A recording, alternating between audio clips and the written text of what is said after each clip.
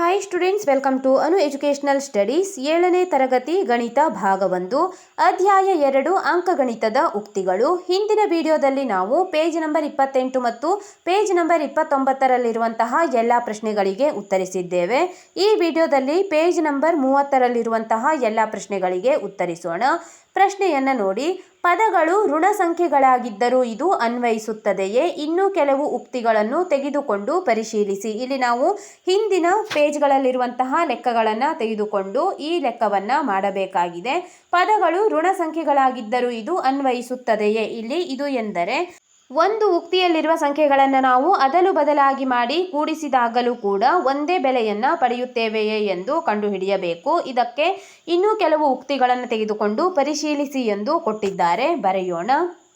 ಹೌದು, ಪದಗಳು ಋಣ ಸಂಖ್ಯೆಯಾದರೂ ಅನ್ವಯಿಸುತ್ತದೆ. ಅದಲು ಬದಲು ಮಾಡಿದಾಗ ಬೆಲೆ ಒಂದೇ ಆಗಿರುತ್ತದೆ ಎನ್ನುವುದು ಋಣ ಸಂಖ್ಯೆಯನ್ನು ತೆಗೆದುಕೊಂಡಾಗಲೂ, ಅಂದರೆ ಮೈನಸ್ ಚಿಹ್ನೆಯುಳ್ಳ ಸಂಖ್ಯೆಗಳನ್ನು ತೆಗೆದುಕೊಂಡಾಗಲೂ ಕೂಡ ಮೊತ್ತವು ಒಂದೇ ಆಗಿರುತ್ತದೆ ಎಂದು ನಾವು ತೋರಿಸಬೇಕು. ಉದಾಹರಣೆ ನೋಡಿ.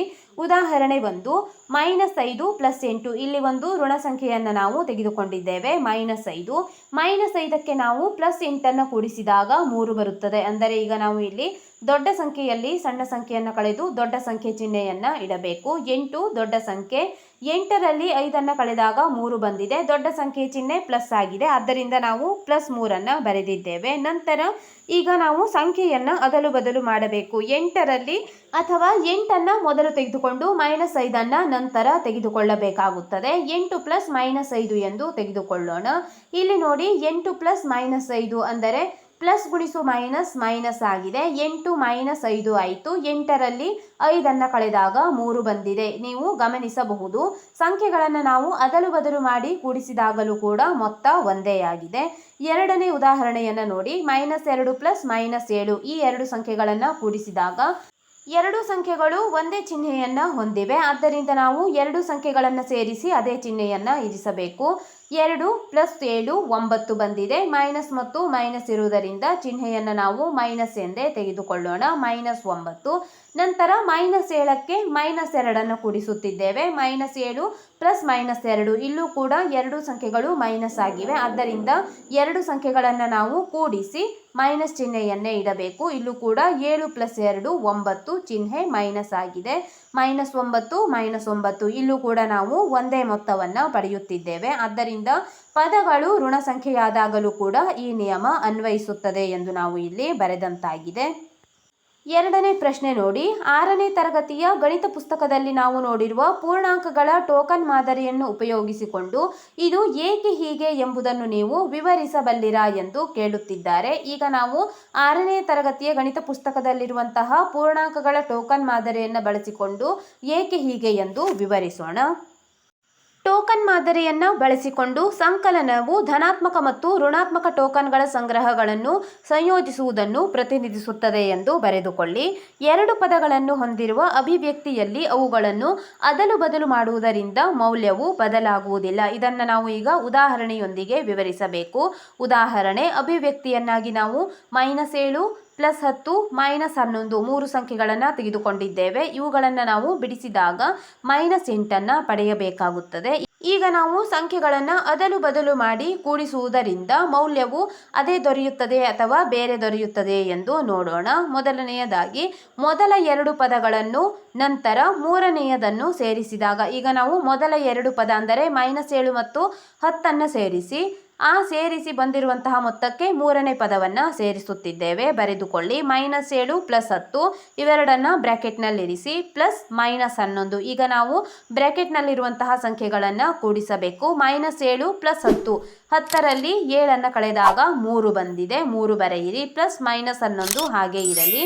ಈಗ -11 3 ಅಂದರೆ ಪ್ಲಸ್ ಗುಣಿಸು ಮೈನಸ್ ಮೈನಸ್ ಆಗಿದೆ. ಇಲ್ಲಿ ದೊಡ್ಡ ಸಂಖ್ಯೆ ಚಿಹ್ನೆ ಮೈನಸ್ ಇದೆ. ದೊಡ್ಡ ಸಂಖ್ಯೆ 11. 11ರಲ್ಲಿ 3 ಕಳೆದಾಗ 8 ಬಂದಿದೆ. ದೊಡ್ಡ ಸಂಖ್ಯೆ ಚಿಹ್ನೆ ಮೈನಸ್ ಇರುವುದರಿಂದ ನಾವು ಮೈನಸ್ ಎಂದು ತೆಗೆದುಕೊಳ್ಳಬೇಕು. ಅಂದರೆ -11ರಲ್ಲಿ 3 ಕಳೆದಾಗ -8 ಬಂದಿದೆ.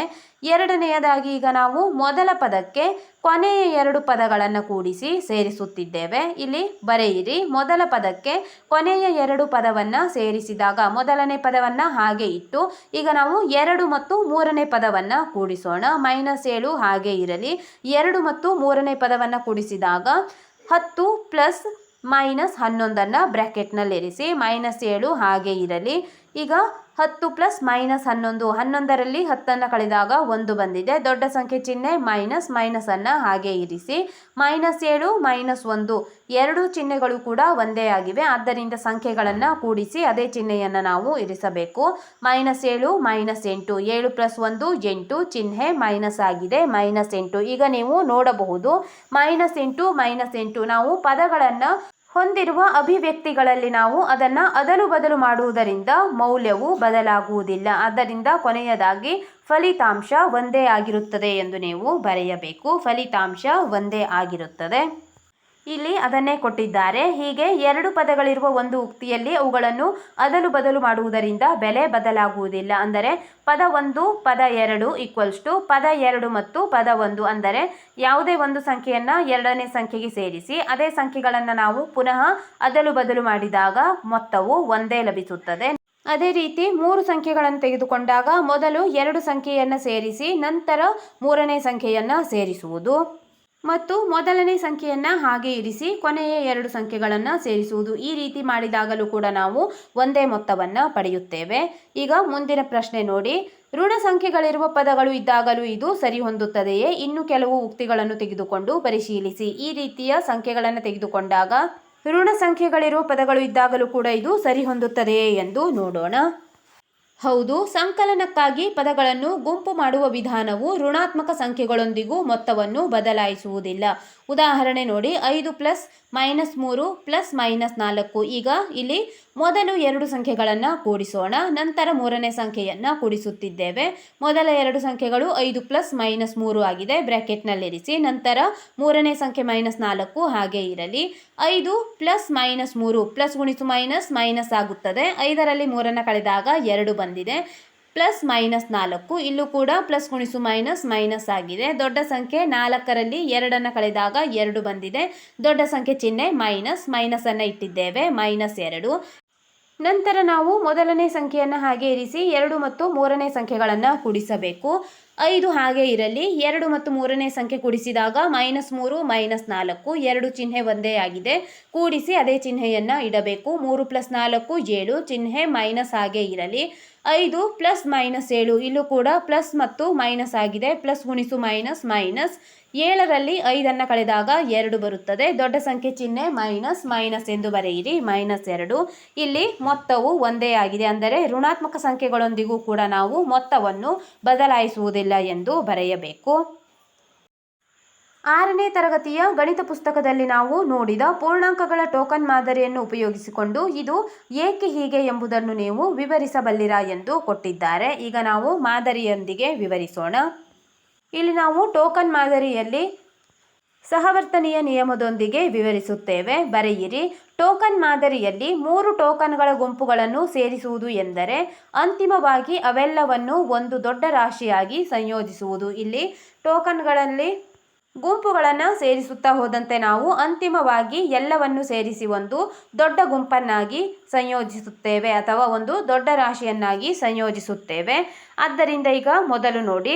ಮೊದಲು ಗುಂಪು ಎ ಯನ್ನು ಗುಂಪು ಬಿ ಮತ್ತು ಗುಂಪು ಸಿ ಯ ಮೊತ್ತಕ್ಕೆ ಸೇರಿಸುವುದು. ಅಂದರೆ ಎ ಯನ್ನು ಬಿ ಮತ್ತು ಸಿ ಗೆ ಸೇರಿಸುವುದು. ಇಲ್ಲಿ ನಾವು ಹಿಂದೆ ಉದಾಹರಣೆಗಳಲ್ಲಿ ಬರೆದಿರುವಂತೆ ಇದನ್ನು ABC ಯಲ್ಲಿ ತೋರಿಸುತ್ತೇವೆ. ಇದು ಸಹವರ್ತನೀಯ ನಿಯಮವಾಗಿದೆ. A plus B plus C ಎಂದು ತೆಗೆದುಕೊಳ್ಳುತ್ತೇವೆ. ನಂತರ ಮೊದಲು ಗುಂಪು ಎ ಮತ್ತು ಬಿ ಯ ಮೊತ್ತಕ್ಕೆ ಸಿ ಯನ್ನು ಸೇರಿಸುವುದು. ಇಲ್ಲಿ ನಂತರ ಎ ಪ್ಲಸ್ ಬಿ ಯನ್ನು ಹಾಗೆ ಇರಿಸಿ ಸಿ ಗೆ ನಾವು ಸೇರಿಸುತ್ತಾ ಹೋಗುತ್ತೇವೆ. ಇವೆರಡರ ಮೊತ್ತವು ಕೂಡ ಒಂದೇ ಆಗಿರುತ್ತದೆ. ಈಗ A plus B plus C ಯನ್ನು ತೆಗೆದುಕೊಂಡು ಎ ಯನ್ನು ಬಿ ಪ್ಲಸ್ ಸಿ ಗೆ ಸೇರಿಸಿದಾಗಲೂ ಕೂಡ ಮೊತ್ತ ಒಂದೇ ಆಗಿರುತ್ತದೆ. ಮತ್ತು ಎ ಪ್ಲಸ್ ಬಿ ಮಾಡಿ ನಂತರ ಸಿ ಗೆ ಸೇರಿಸುವುದರಿಂದಲೂ ಕೂಡ ಮೊತ್ತವು ಒಂದೇ ಆಗಿರುತ್ತದೆ. ಆದ್ದರಿಂದ ಇವೆರಡರ ಮೊತ್ತವು ಒಂದೇ ಆಗಿರುತ್ತದೆ. ಅಂತಿಮ ಮೊತ್ತವು ಯಾವುದೇ ಗುಂಪನ್ನು ಲೆಕ್ಕಿಸದೆ ಒಂದೇ ರೀತಿಯ ಒಟ್ಟು ಸಂಖ್ಯೆಯ ಧನಾತ್ಮಕ ಮತ್ತು ಋಣಾತ್ಮಕ ಟೋಕನ್ ಹೊಂದಿರುತ್ತದೆ ಎಂದು ಬರೆಯಿರಿ. ಇಲ್ಲಿ ನೀವು ಚಿಹ್ನೆಯ ಅಂದರೆ ಸಂಕಲನ ಚಿಹ್ನೆಯ ಸಂಕಲನದ ಸಹವರ್ತನೀಯ ನಿಯಮವನ್ನು ನೋಡುತ್ತಿದ್ದೀರಿ. ಸಂಕಲನದ ಸಹವರ್ತನೀಯ ನಿಯಮ a+b+c=a+b+c ಆಗಿದೆ. ಈ ವಿಡಿಯೋದಲ್ಲಿ ನಾವು ಪೇಜ್ ನಂಬರ್ 30ರಲ್ಲಿರುವಂತಹ ಎಲ್ಲ ಪ್ರಶ್ನೆಗಳಿಗೆ ಉತ್ತರಿಸಿದ್ದೇವೆ. ಮುಂದಿನ ವಿಡಿಯೋದಲ್ಲಿ ಪೇಜ್ ನಂಬರ್ 31ರಿಂದ ಮುಂದಿರುವಂತಹ ಎಲ್ಲ ಪ್ರಶ್ನೆಗಳಿಗೆ ಉತ್ತರಿಸೋಣ. ನಮ್ಮ ಅನು ಎಜುಕೇಷನಲ್ ಸ್ಟಡೀಸ್ನಲ್ಲಿ 7ನೇ ತರಗತಿ ಗಣಿತ ಭಾಗ 1ರ ಎಲ್ಲ ಪಾಠಗಳ ಅಭ್ಯಾಸದ ಪ್ರಶ್ನೋತ್ತರಗಳನ್ನು ಬಿಡಿಸಲಾಗುವುದು. ನೀವು ಎಲ್ಲ ಪಾಠಗಳ ಅಭ್ಯಾಸದ ಪ್ರಶ್ನೋತ್ತರಗಳಿಗಾಗಿ ನಮ್ಮ ಚಾನಲ್ನ ಪ್ಲೇಲಿಸ್ಟ್ 7ನೇ ತರಗತಿ ಗಣಿತ ಭಾಗ 1 ಅಭ್ಯಾಸ ಪ್ರಶ್ನೋತ್ತರಗಳು ಇದನ್ನು ಗಮನಿಸಬಹುದಾಗಿದೆ.